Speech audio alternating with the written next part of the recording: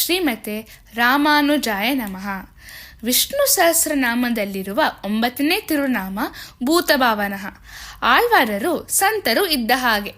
12 ಆಳ್ವಾರರಲ್ಲಿ 4ನೇಯವರು ತಿರುಮಲಿಶೈ ಆಳ್ವಾರ್. ಆಳ್ವಾರರು ಯಾವಾಗಲೂ ಭಗವಂತನ ಮಹಿಮೆಗಳನ್ನು ಯೋಚಿಸುತ್ತಾ ಹಾಡುತ್ತಾ ಇರುತ್ತಿದ್ದರು. ತಿರುಮಲಿಶೈ ಆಳ್ವಾರರು ತಮಿಳುನಾಡಿನ ಬಳಿಯ ತಿರುಮಲಿಶೈ ಎಂಬ ಸ್ಥಳದಲ್ಲಿ ಹುಟ್ಟಿ ವಾಸಿಸುತ್ತಿದ್ದರು. ಒಮ್ಮೆ ಆಳ್ವಾರರಿಗೆ ಕುಂಭಕೋಣಂನಲ್ಲಿರುವ ಶ್ರಾಂಗಪಾಣಿ ಭಗವಂತನ ದಿವ್ಯ ದರ್ಶನವನ್ನು ಪಡೆಯುವ ಆಸೆ ಆಯಿತು. ಮಾರ್ಚ್ ಏಪ್ರಿಲ್ ತಿಂಗಳಲ್ಲಿ ಸೂರ್ಯನು ಅತ್ಯಂತ ಪ್ರಖರವಾಗಿರುವಾಗ ಅವರು ತಿರುಮಲಿಶೈಯಿಂದ ಕುಂಭಕೋಣಂಗೆ ಸುಮಾರು 167 ಮೈಲಿ ದೂರ ನಡೆದು ಹೋದರು. ಆಳ್ವಾರರು ದೇವಸ್ಥಾನವನ್ನು ಪ್ರವೇಶಿಸಿದಾಗ ಮಧ್ಯಾಹ್ನವಾಗಿತ್ತು. ದೇವಸ್ಥಾನದ ಒಳಗೆ ಪೂಜೆ ನಡೆಯುತ್ತಿತ್ತು ಮತ್ತು ಅರ್ಚಕರು ಶ್ರಾಂಗಪಾಣಿ ಭಗವಂತನಿಗೆ ಸಿಹಿ ಪೊಂಗಲನ್ನು ಅರ್ಪಿಸುತ್ತಿದ್ದರಿಂದ ಭಗವಂತನ ಮುಂದಿನ ಪರದೆಯನ್ನು ಮುಚ್ಚಲಾಗಿತ್ತು.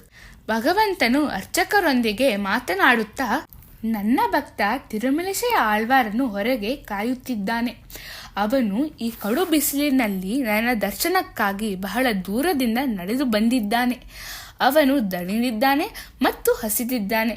ಮೊದಲು ಈ ಸಿಹಿ ಪೊಂಗಲನ್ನು ಅವನಿಗೆ ಕೊಡು ಎಂದರು. ಅರ್ಚಕರು ಪರದೆಯ ಹಿಂದಿನಿಂದ ಬಂದು ಆಳ್ವಾರರಿಗೆ, ಭಗವಂತನು ಮೊದಲು ನೀವು ಸಿಹಿ ಪೊಂಗಲನ್ನು ಸೇವಿಸಬೇಕೆಂದು ಆಜ್ಞಾಪಿಸಿದ್ದಾರೆ ಎಂದರು. ಆಳ್ವಾರರು ಅರ್ಚಕರಿಗೆ, ಅದು ಹೇಗೆ ಸರಿ? ಭಗವಂತ ಸೇವಿಸಿ ಆಶೀರ್ವದಿಸಿದ ಪ್ರಸಾದವನ್ನು ನಾವು ಸೇವಿಸಬೇಕು. ಅದು ಭಗವಂತನಿಗೆ ಅರ್ಪಣೆಯಾಗದಿದ್ದರೆ ಅವನ ದಾಸನಾದ ನಾನು ಹೇಗೆ ತಾನೇ ಆ ಸಿಹಿ ಪೊಂಗಲನ್ನು ತಿನ್ನಲು ಸಾಧ್ಯ ಎಂದರು. ಅರ್ಚಕರು, ನನಗೆ ಗೊತ್ತಿಲ್ಲ, ನೀವು ಭಗವಂತನನ್ನೇ ಕೇಳಿ ಎಂದರು. ಹಾಗಾಗಿ ಆಳ್ವಾರರು ಭಗವಂತನ ಮುಂದೆ ಹೋಗಿ, ನೀವು ಸೇವಿಸಿ ಆಶೀರ್ವದಿಸಿದ ಆಹಾರವನ್ನು ಪ್ರಸಾದವಾಗಿ ತಿನ್ನುವುದು ನನ್ನ ಕರ್ತವ್ಯ. ಆದರೆ ನಾನು ಮೊದಲು ಆಹಾರ ಸೇವಿಸಿ ನಂತರ ನಿಮಗೆ ಅರ್ಪಿಸುವಂತೆ ಹೇಳುತ್ತಿದ್ದೀರಾ? ಇದು ನನ್ನ ಮನಸ್ಸಿಗೆ ಯಾಕೋ ಒಪ್ಪುತ್ತಿಲ್ಲವಲ್ಲ ಎಂದರು. ಭಗವಂತನು ಆಳ್ವಾರರಿಗೆ, ನೋಡು, ಶರೀರಕ್ಕೆ ಹಸಿವಾದಾಗ ಅದಕ್ಕೆ ಆಹಾರ ನೀಡಿ ಹಸಿವನ್ನು ನೀಗಿಸುವುದು ಆತ್ಮ ಅಥವಾ ಜೀವಾತ್ಮನ ಕರ್ತವ್ಯ. ನಾವೆಲ್ಲರೂ ಈ ಜನ್ಮದಲ್ಲಿ ಪಡೆದಿರುವ ಶರೀರಗಳೊಳಗೆ ವಾಸಿಸುತ್ತಿರುವ ಜೀವಾತ್ಮರು. ನಮ್ಮ ಶರೀರಗಳಿಗೆ ಹಸಿವಾದಾಗ ನಾವೇ ಆಗಿರುವ ಜೀವಾತ್ಮರು ನಮ್ಮ ಹೊಟ್ಟೆಯನ್ನು ತುಂಬಿಸಲು ಪ್ರಯತ್ನಿಸುತ್ತೇವೆ. ಎಲ್ಲ ಜೀವಾತ್ಮವು ನನ್ನ ಶರೀರ. ನಾನು ಪ್ರತಿ ಜೀವಾತ್ಮದೊಳಗಿರುವ ಪರಮಾತ್ಮ.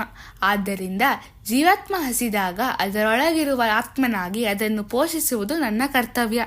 ನಿನ್ನ ಶಾರೀರಿಕ ಹಸಿವನ್ನು ನೀಗಿಸಲು ಈ ಸಿಹಿ ಪೊಂಗಲನ್ನು ಸೇವಿಸು. ನಿನ್ನ ಜೀವಾತ್ಮದ ಹಸಿವನ್ನು ನೀಗಿಸಲು ನನ್ನ ದಿವ್ಯ ರೂಪವಾದ ಶ್ರಾಂಗಪಾಣಿಯನ್ನು ನೋಡಿ ಆನಂದಿಸು. ಹೀಗೆ ನಿನ್ನ ದೇಹ ಮತ್ತು ಆತ್ಮವೆರಡನ್ನು ಕಾಡುತ್ತಿದ್ದ ಹಸಿವನ್ನು ನೀನು ತೃಪ್ತಿಪಡಿಸಿಕೊ ಎಂದರು. ಹೀಗಾಗಿ ಆಳ್ವಾರರು ಸಿಹಿ ಪೊಂಗಲನ್ನು ಸೇವಿಸಿದರು. ನಂತರ ಅದನ್ನು ಶ್ರಾಂಗಪಾಣಿ ಭಗವಂತನಿಗೆ ಅರ್ಪಿಸಲಾಯಿತು. ಸಾಮಾನ್ಯವಾಗಿ ಭಗವಂತನನ್ನು ಪಿರಾನ್ ಮತ್ತು ಭಕ್ತರನ್ನು ಆಳ್ವಾರ್ ಎಂದು ಕರೆಯಲಾಗುತ್ತದೆ. ಆದರೆ ಕುಂಭಕೋಣಂನಲ್ಲಿ ಭಗವಂತ ಮೊದಲು ಆಹಾರ ಸೇವಿಸುವ ವಿಧಿಯು ತಲೆಕೆಳಗಾದ ಕಾರಣ ತಿರುಮಲಿಶೈ ಆಳ್ವಾರರಿಗೆ ತಿರುಮಲಿಶೈ ಪಿರಾನ್ ಎಂಬ ತಿರುನಾಮ ಮತ್ತು ಶ್ರಾಂಗಪಾಣಿ ಭಗವಂತನಿಗೆ ಆರಾವ ಅಮುದನಾಳ್ವಾರ್ ಎಂಬ ತಿರುನಾಮ ಬಂತು. ಇಂದಿಗೂ ಶ್ರಾಂಗಪಾಣಿ ದೇವಸ್ಥಾನದಲ್ಲಿ ಭಗವಂತನನ್ನು ಪ್ರೀತಿಯಿಂದ ಆರಾವ ಅಮುದನಾಳ್ವಾರ್ ಎಂದು ಕರೆಯುತ್ತಾರೆ. ಇದು ಎಂತಹ ದಿವ್ಯ ಕಥೆಯಲ್ಲವೇ?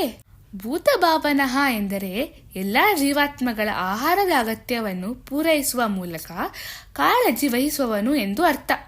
ನಾವು ಪ್ರತಿದಿನ ಭೂತಭಾವನಾಯ ನಮಃ ಎಂದು ಜಪಿಸಿದರೆ ಭಗವಂತನು ನಮಗೆ ಉತ್ತಮ ಆರೋಗ್ಯ ಮತ್ತು ಶಾಶ್ವತ ಶಾಂತಿಯನ್ನು ಆಶೀರ್ವದಿಸುತ್ತಾನೆ.